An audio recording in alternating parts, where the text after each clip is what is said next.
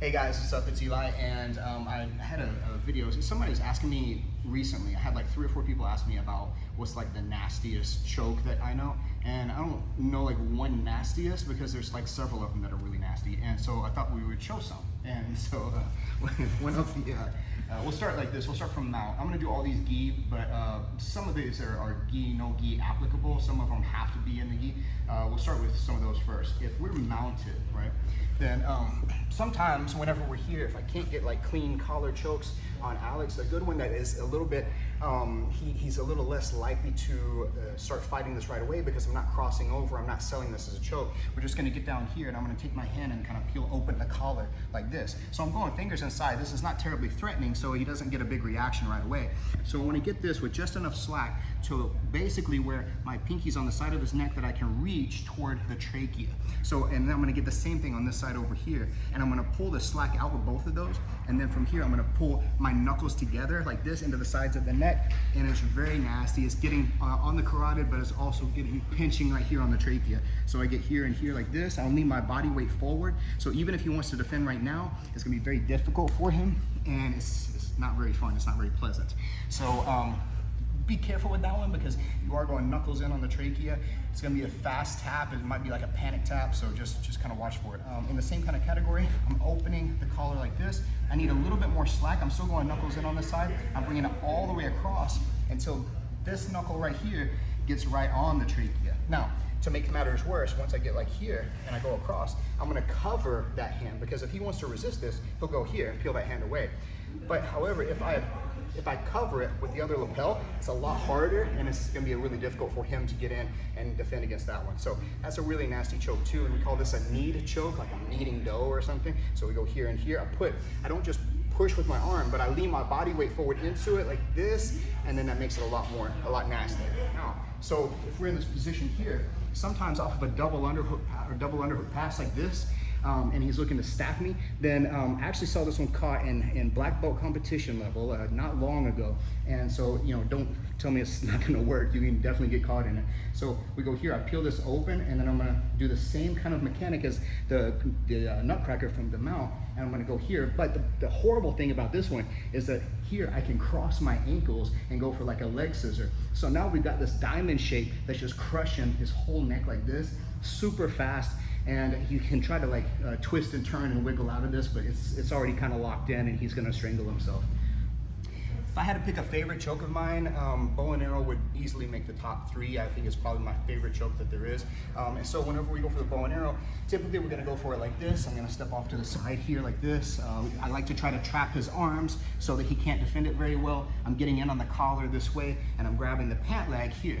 So this makes for a pretty good bow and arrow choke. Usually I'll try to set him up to the other side and then use that for all the leverage and everything. Now, but to make this extremely nasty here, like this, instead, if I'm having trouble, he's defending this leg from hooking his arm and he's got his hands in on the neck, then from here, we can make it extra bad by scooting and making a little bit more space and putting my shin here in the back of his neck and then using that here to make it extra powerful. I wouldn't go for this one exclusively because I don't have as much control as if I trapped his arm like for the regular bow and arrow, but this can be a good alternative if you're not selling the first like kind of primary bow and arrow, and you can use this for extra added leverage. The north-south choke can definitely be a nasty choke, but I wouldn't really put it in the nastiest of chokes because it can be pretty clean, it can be pretty methodical in setting it up.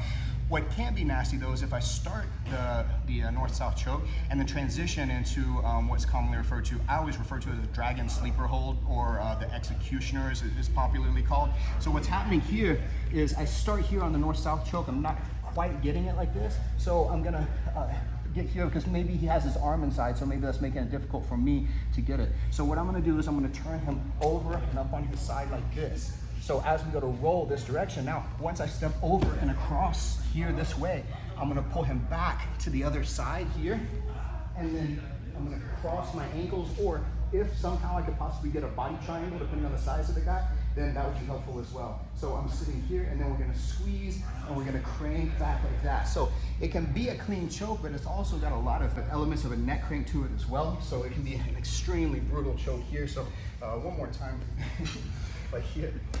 whenever we get into position here like this, I'm not quite getting where I need to get for the north-south choke to be finished. I'm having trouble finishing it. He's got the arm inside. So then I'm gonna look to roll him over and up onto his side this direction. I'm gonna step over this way. A good one for this, if you have the gi, is to go ahead and grab the lapel right here underneath the neck, because that's going to make it even harder for him to like kind of get his neck out from there.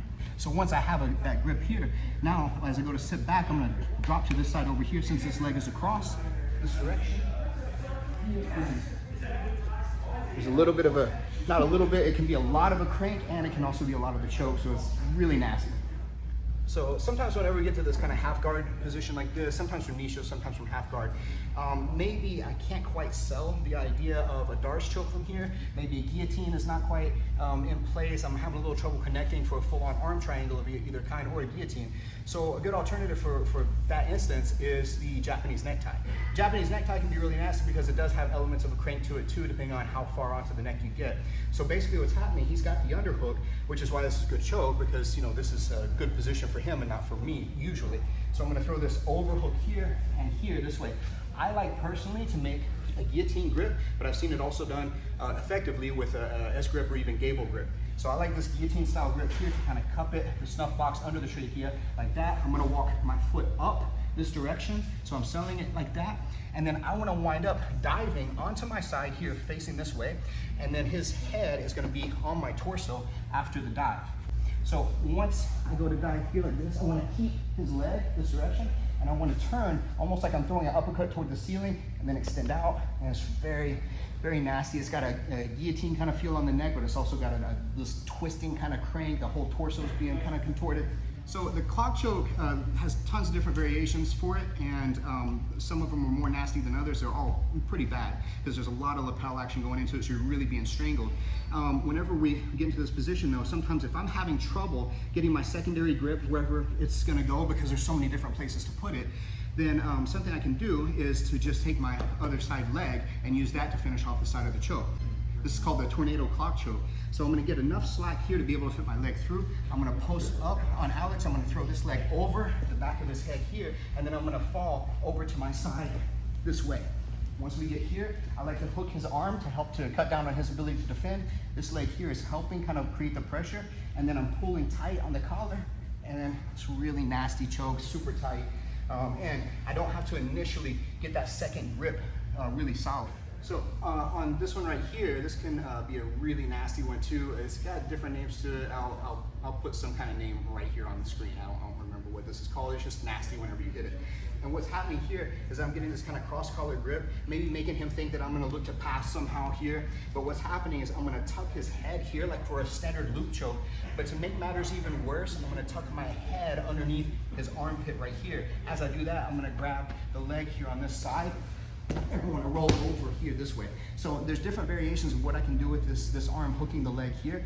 If I can grab his sleeve right here, then this is really good because it's gonna help keep me, him not trying to strangle me back, even though I would win that contest from this position, but it's also helping me pull that leg, and I'm trying to pull my elbows down toward my ribs here and finish that choke in there like that. And it's really, really bad because this is a sideways kind of crank. It's really contorting him, and it's adding a lot of pressure to that strangle right there. So I hope you like some of those guys. Be very careful whenever you're training those because they are nasty by design, they're very nasty, and they're gonna get a really quick tap a lot of the time if you hit it accurately and you hit it the way it's supposed to be. But these can be very effective tools for whenever you're in these positions where they're applicable. So anyway, I hope you like them, and let me know what you think about them, and keep watching and like and all that stuff. Appreciate it, guys.